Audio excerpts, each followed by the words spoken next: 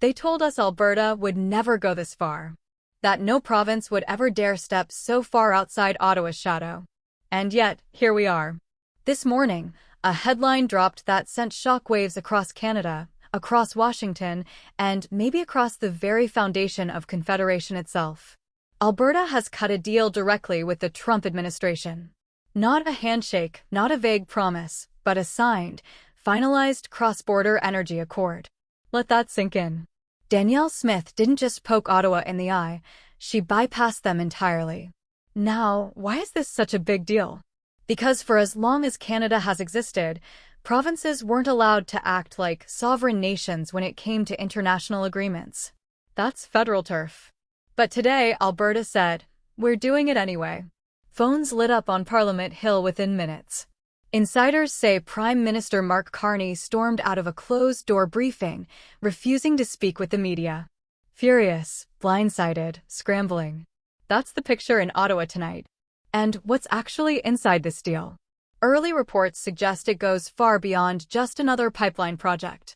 We're talking preliminary construction rights, joint financing from American oil giants, and most shockingly, a personal invitation from President Trump for Alberta to join what he's calling an America First energy corridor.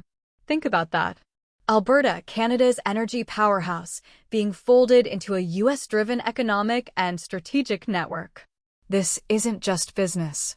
It's politics. It's alignment. And it raises one terrifying question. Is Alberta still playing on Team Canada? Here's the kicker.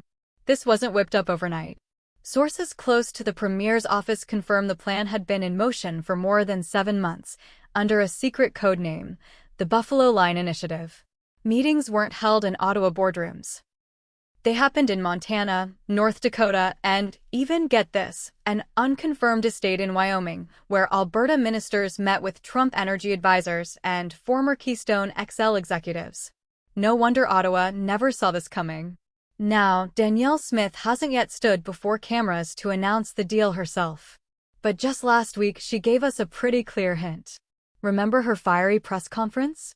She declared, "We will no longer wait for Ottawa's permission to grow our economy. If we must chart our own path, we will." Well, now she has. And why now? Why risk it at this moment? Leaked internal memos provide the answer. Ottawa, under Carney, was preparing to table a sweeping environmental compliance bill, one that would have choked off Alberta's pipeline approvals and handed new oversight powers to the feds. Smith saw the threat coming, and she moved first. She outflanked Ottawa, plain and simple. But here's where the story gets almost surreal. Trump didn't just nod politely at the deal.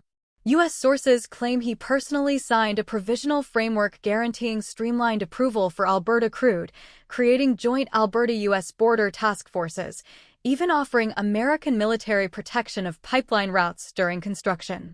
And buried in that agreement? A line recognizing Alberta as a sovereign energy partner. That's not just paperwork. That's a diplomatic earthquake. Carney's office immediately condemned the deal, calling it illegitimate and dangerous. They argue foreign policy is exclusively a federal responsibility. But let's be honest, Alberta has already crossed that line. And if you think Smith is backing down, think again. On X, she fired back, "We have every right to pursue opportunity for Albertans. Ottawa will not chain us to their bureaucracy." That's not posturing anymore. That's drawing a battle line. Meanwhile, whispers are spreading fast.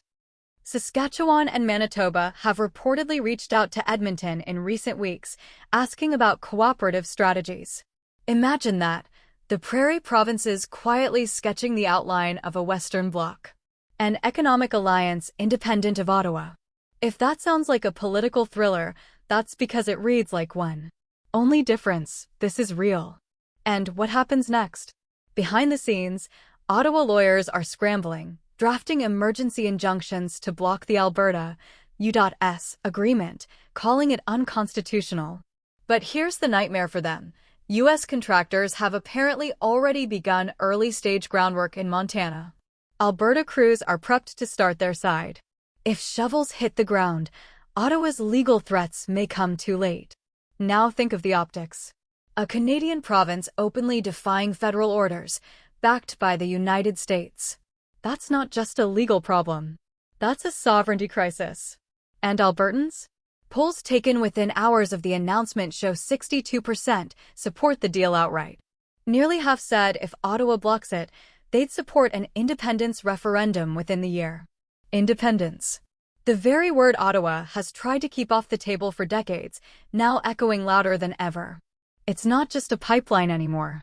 It's a symbol of resentment, of rebellion, of a country tearing at its seams. Mark Carney promised unity. Danielle Smith promised prosperity. Tonight, both promises are colliding in a way no one can fully control. And just when you think it can't get more explosive, another leak drops. A draft bill circulating in Alberta's legislature, the Referendum Readiness Act. A measure that would set aside emergency funds to prepare the province for a full independence vote if Ottawa takes Alberta to court. That's right. Alberta is already preparing for the next step. A collision course with Confederation, and just when Canadians thought this was strictly a domestic fight, word is already spreading overseas. European energy analysts are openly warning that if Alberta aligns itself with Washington, it could undercut Canada's global climate commitments and fracture trade deals already in motion. Meanwhile, Chinese state media is quietly framing Alberta's move as proof that Ottawa has lost control of its West. In other words, the world is watching this crisis unfold, and they're not treating it as a small provincial dispute. They're treating it as the possible unraveling of Canada itself. And that brings us back to the question no one dares answer out loud. If Alberta has the oil, if Alberta has the pipelines, and now Alberta has a direct U.S. partnership, what leverage does Ottawa really have left? Friends, this is a story that isn't slowing down. It's speeding up. With every new leak, every late-night meeting, every press release from Washington or Edmonton, the pressure on Canada's fragile unity grows heavier.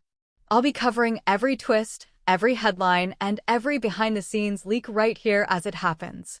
So if you don't want to miss what could be the most important political showdown in a generation, make sure you hit that like button, subscribe to the channel, and turn on notifications. Trust me, you're not going to want to miss what happens next, because this fight is only just beginning.